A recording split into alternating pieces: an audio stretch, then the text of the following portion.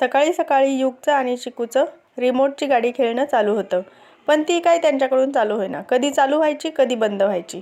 मग काय देसी जुगाड, ही तार त्याला जोडली की चालू होईल असं त्यांना वाटायचं आणि त्यांचे वेगवेगळे प्रयत्न करणं चालू राहायचं. आजीला उकडायला सांगितलेलं मक्याचं कणीस आवडीने खाल्लं आणि तो निघाला कोंबडीला खायला टाकायला. कोंबडीला म्हणजे फक्त कोंबडी नाही, तर तिच्यासोबत छोटे छोटे पिल्लंही होते. त्यामुळे त्याला बराच आनंद झाला आणि तो त्यांना खायला टाकण्यासाठी गेला. कोंबडीसोबत तिची पिल्लंही होती, त्यामुळे त्याला वेगळाच आनंद वाटत होता. पण त्याला खुराड्याचं दार काही उघडता येईना. ते मी उघडून दिलं. त्यानंतर त्याचं खायला टाकणं चालू झालं.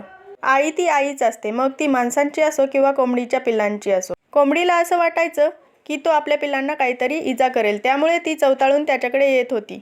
पण ह्याचं खायला टाकणं मात्र चालूच होतं. पिलांना पाणीसुद्धा टाकायचं होतं, पण डब्बा खूप आतमध्ये होता. मग मी तो डब्बा त्याला काढून दिला. थोडंसं पाणी त्यामध्ये टाकलं, पण त्याने काही त्याचं समाधान झालं नाही.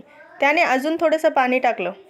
खुराड्याच्या दुसऱ्या साईडला कोंबडी खाली अंडे ठेवली आहेत, जेणेकरून त्यामधून पिल्ले निघतील.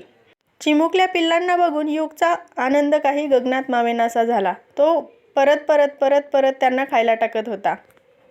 त्यानंतर घरी अजून एक कुत्र्याचं पिल्लू आणलं होतं. त्याचं नाव वाघासारखा दिसतो म्हणून त्याचं नाव वाघ्या ठेवलंय.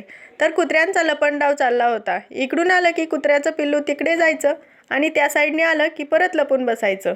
असा होता आजचा दिवस. Like, share, subscribe.